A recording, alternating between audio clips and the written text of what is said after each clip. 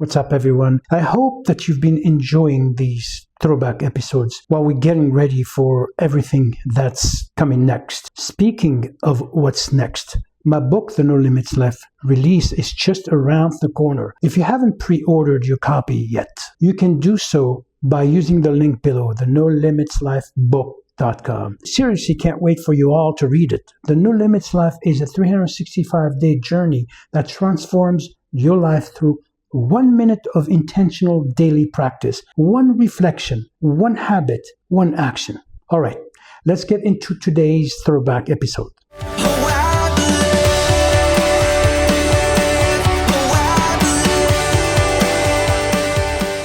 Welcome to a very special edition of the No Limits Life podcast. I'm your host, Nordine, and today is personal because I'm not just joined by an inspiring guest. I'm joined by someone who carries a piece of me and a huge piece in my heart. That's right. This episode is about energy, innovation, and the beautiful mix of wisdom and youthful courage. Real change begins when you dare to believe that the world you dream of can actually be built. Today's guest is a 21-year-old powerhouse, a business student, an entrepreneur, and a visionary who is on a mission to change the world through regenerative agriculture. She's committed to building a future where capitalism becomes a tool for good, where farming doesn't just feed us, but heals our planet. Please welcome my daughter, the bold, brilliant, and unstoppable Isabella Zouareg. Hello. Welcome. Thank you for having me. Thank you so much for being with us, Bella. Oh, yeah. It means a lot to me. I'm super excited. I have to say, sitting across from you for an official podcast is unbelievable. When you hear that quote that I just mentioned about daring to build the world you dream of, what it does to you when you hear that? You know, it really reminds me that just like, so many people always tell me, you can't change the world, just one person, and you can't, dreaming to change the world is such a big dream, and I'm sure lots of people would love to do it, but everyone has the tools to do that. I mean, you just have to really believe in yourself and believe in what you're doing, and there's so many ways to change the world. Everybody can change the world. It just takes one person. Yeah, it's interesting, and it's we pretty much hear that all the time. Mm-hmm. Pageant.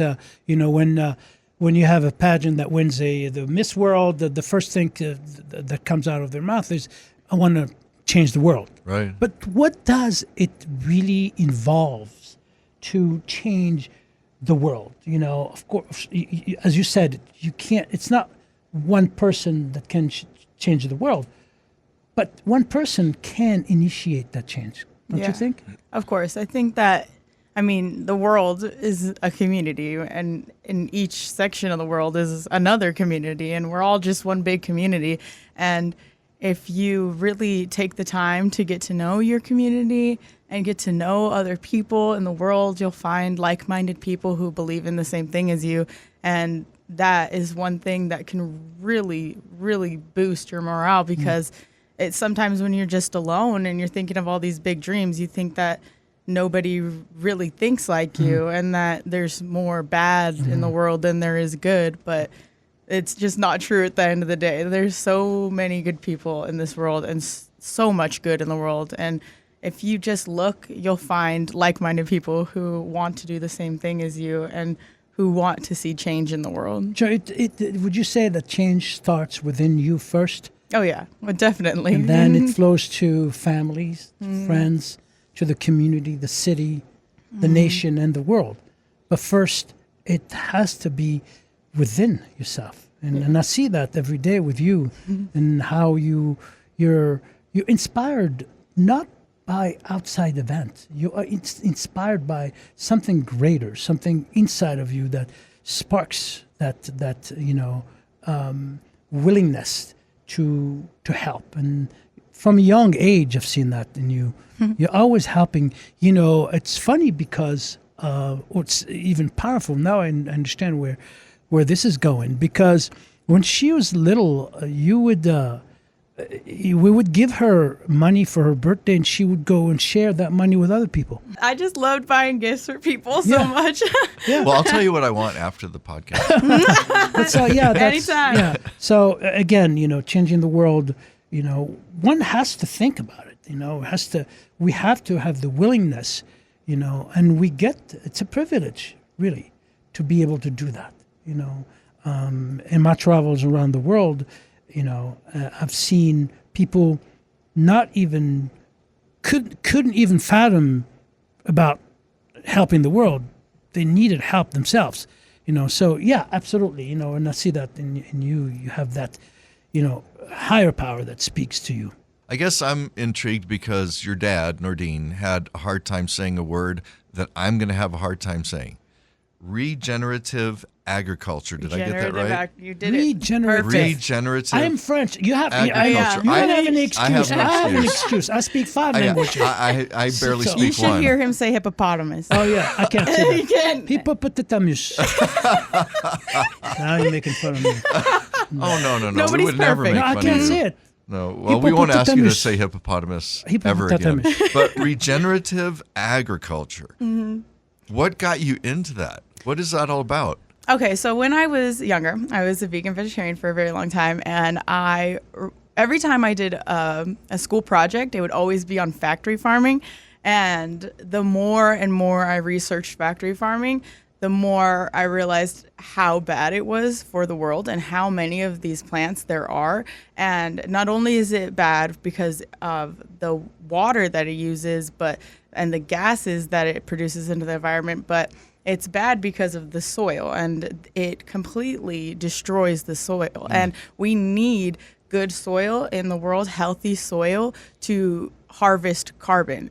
And so if we have all of this bad soil, which comes from not only factory farming, but irresponsible farming practices, like if, mass-produced products that come from irresponsible agriculture practices, we get desertified lands and dry soil. And with dry soil and desertified lands, it just ricochets the heat from the carbon back into the atmosphere. Is that why they call it rotating crops? Is that so you use different parts of the land? Okay, so with irresponsible agriculture practices, they use a lot of tilling to till the lands. Right. They use herbicides, fungicides, pesticides, and that kills the soil. And soil has microbes. And when we don't have those microbes in our soil, not only can it not give our food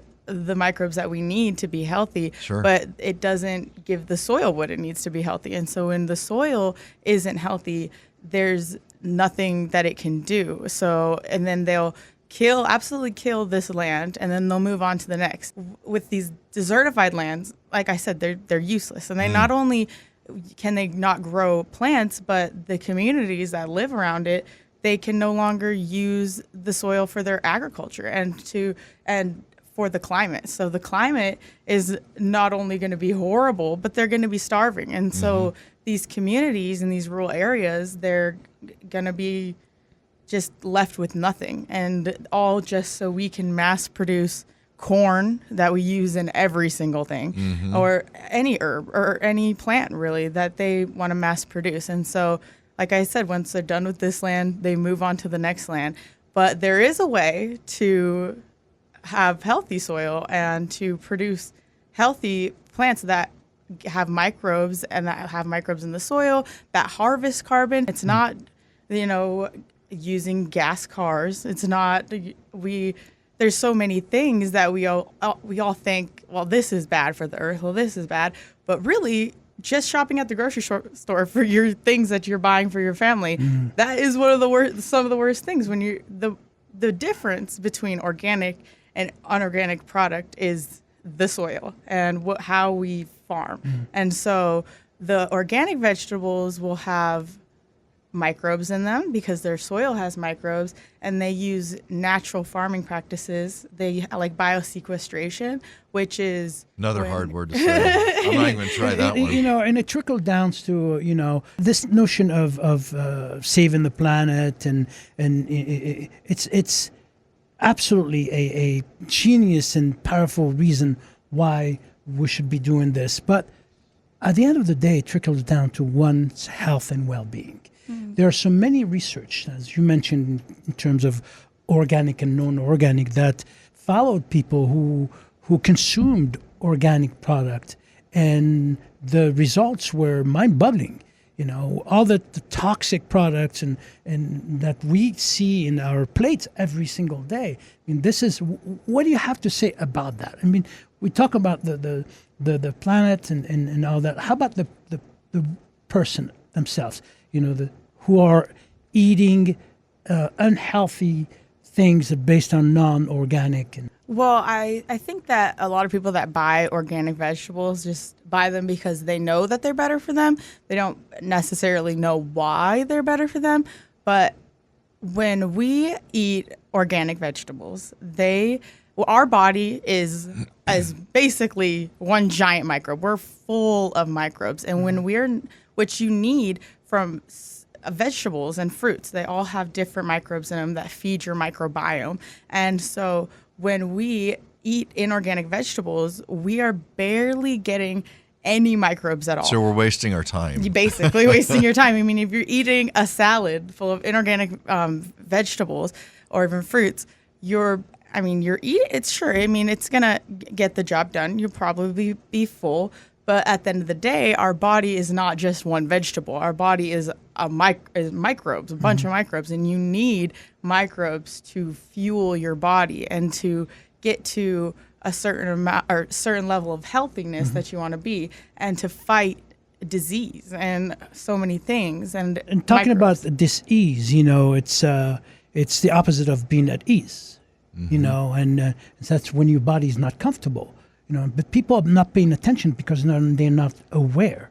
So there's a difference between a person such as yourself and myself, Ken, when we know what we are buying, we know what is on our plate, and we are hypersensitive to our bodies and how our bodies function, how our body responds to certain foods. You know, and that's what you're mentioning, you know, that when you are not eating healthy or healthier, your body, if you're tuned to your body, you feel that, you know, and that's what I want to suggest people to do, is to start paying attention, you know, mindful eating, for instance, and see what, you know, non-organic vegetables, fruits, and such are doing to your body, you know, but not only the food, but there are a lot of things like cosmetics. You know, that brings us back to you. But there's a question that I'd like to ask you.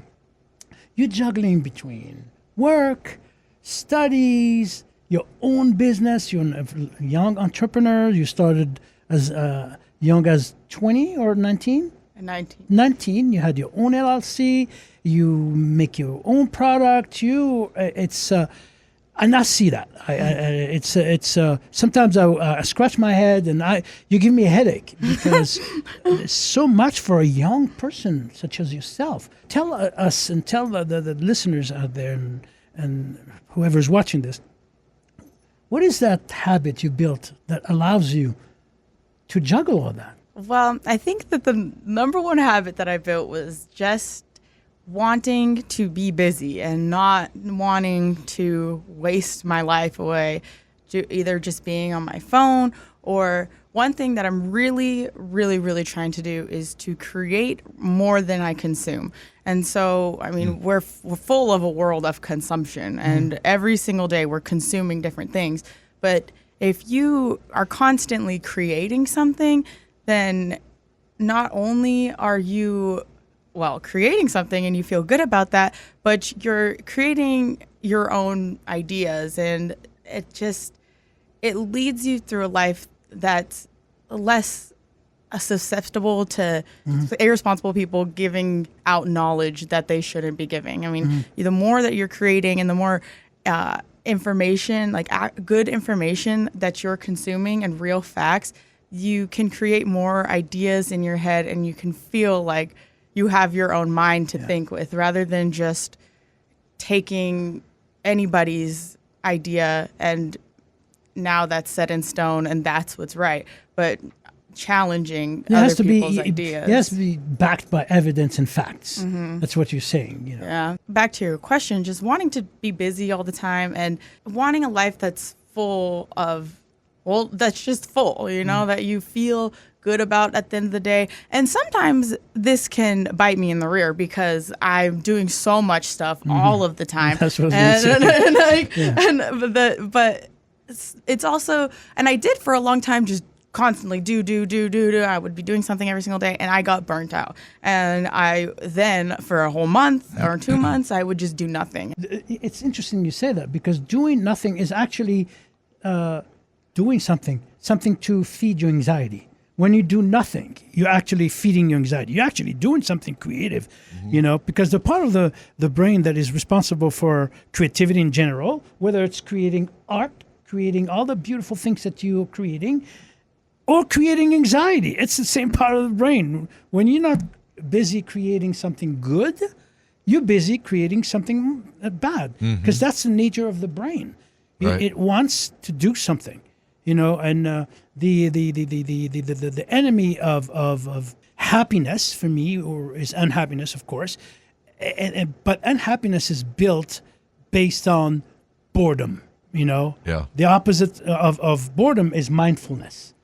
You're mindful and aware of the things you're doing, and that's what you actually being busy all the time. And I see you. Sometimes you're a little, you know, frustrated, and I can understand that. You're human, but you know how to get back on track. Yeah, and that's the beautiful things about, you know, yeah. you. And now I also know when to take a break. Like there are certain moments in life where you need to go be with your family and you need to go be with your friends or your significant other. And when you're constantly doing something and you're constantly have something, you know, you have work in the back of your mind, sometimes those moments can all be kind of annoying to you. And you don't want to ever get to that point where it's like, being with your friends and family is a burden to you because you feel like you need to go do something else. So it's important to have that balance of my friends and my family and my life beyond what I'm actually trying to do and trying to accomplish is important too. And meditating and exercising, that's what I was gonna say, yeah. You know, you have to take time for yourself because you have to let your brain come back. I mean, you can't just constantly be doing something because if you're constantly doing something and you're going to mess up and you're not going to, it's not going to be as good of work as it could have been if you just would have taken 10 or 15 minutes to just go outside or walk your dog or just breathe or just be. Yeah, take a break, do something else. Yeah. That is conducive to your health and well-being. You know, it's interesting. I was thinking about a client of mine who, when you said, you know, those things about things that are constantly in your mind, you know, and people are doing from the minute they get up to the minute they go to sleep, they're thinking about doing. And he said to me, I don't even look at myself in the mirror because I'm afraid that I take a moment for myself. That's neurosis. Yeah. You know, the opposite of being mindful. Yeah. You know, and that's you know, when I asked you the question about habits, that's one thing that I like about you too. You know how to create harmony in your life. We've got younger people, believe it or not, younger than your dad and I, younger than Nordine and I, wow, watching and listening to this. Because, you know, you've had a pretty good degree of success at a young age doing your own thing, being an entrepreneur. What kind of advice would you give to somebody watching this, listening to this right now, that would help them pursue some kind of entrepreneurial position? I would definitely say to do something that you're truly passionate and that you truly love. As people say, you know, you do something you're passionate about and you'll never work a day in your life. And that's partly true. I mean, is the grunt work of things, but when you know it's for the greater good, you want to come back to it and you want to keep on doing it. And so find your passion. Yeah. And if you can't even find your passion, you know, just look around and focus on what you love and what you're passionate about. And what you're passionate about doesn't even need to be something that you love. It could be something that makes you super angry, that you just want to fix and that you just want to go after and you want to make it better. And that is also passion. And you know, It's an activity you get better at, you like, and then eventually it'll become a passion. Yeah, you're right. I mean, a passion doesn't mean that it's all rosy, right? yeah. And just do something that makes the world a better place, that makes you feel like a better person. And don't go after just one thing like money. Don't just go after something that is only going to feed you in Your bad ego, and wrong ways. Like if you're constantly going after money, this and this, like, but yeah, you're not going to reach the level of fulfillment that you can be at, because life is full of so many other good things, great things that are just beautiful. And if you're focused on one thing like money, you're going to miss all of the great and beautiful things in life. And It's part of that harmony you create for yourself. Money has its place. Yeah, absolutely. Can you tell us about, what you do now, about your company, and what is it about? And I'm sure people are interested in, because we mentioned that you're an entrepreneur. What is it that you're doing? so right now I make herbal relief, which is like either for your skin or your body or just relief in general. Well, I do only use herbs and containers and all of the ingredients that go into it that are good for the planet, and that my suppliers and manufacturers also keep in mind that process of regenerative agriculture. You have to have Mother Earth in mind to go into my product, and that's just the number one thing. And eventually I would love to, the long-term goal is to move my like where I grow my herbs and the things that go into my product into their native lands, and have their native people, because when to regenerate lands that are desertified, you need to grow native herbs and you need to have their native animals grazing the land and doing what they can for the land, because that's why it was once long ago so beautiful, is because of the plants and animals that belong there. So I want to source my ingredient farms in places that they're native to, and bring in the people from that community that know about that land and that are experts in that land. And I want them to pay them livable, fair wages and grow their ingredients and do what they love, which is helping their land. And I want to have them help me regenerate the land and then use those herbs and plants into my product.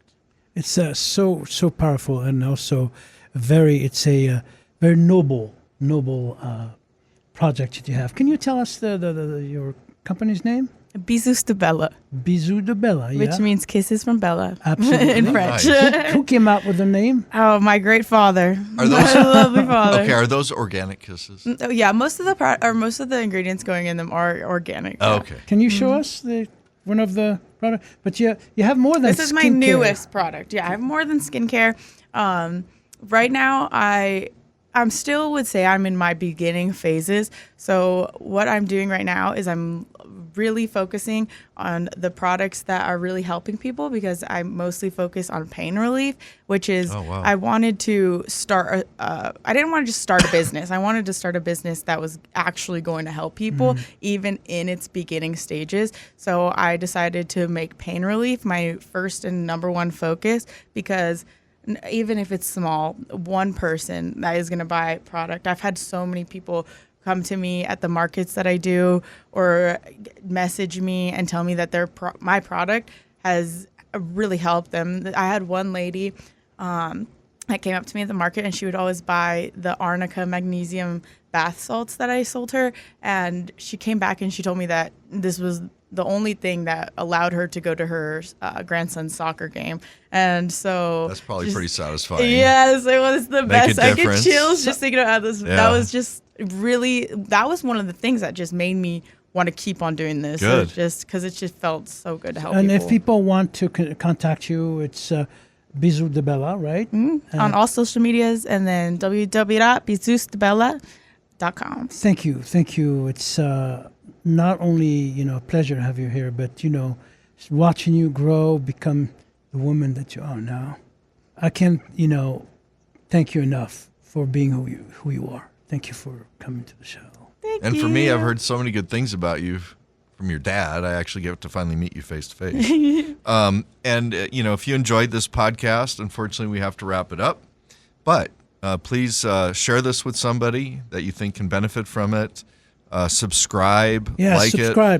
And Yeah. please, get the Share word out. it. Thank you. Thank you. Yeah, share it. So anyway, thank you. And we appreciate you tuning in and listening and watching No Limits Life. Just follow your heart. All you gotta do is follow. All you gotta do is follow your heart. That's it for this throwback episode, and I hope you enjoyed revisiting this one as much as I did. And don't forget, my book, The No Limits Life, is almost here. If you haven't already, you can pre-order your copy using the link below, thenolimitslifebook.com, thenolimitslifebook.com. Thank you so much for all your support. It truly means a lot to me. I'll see you in the next episode.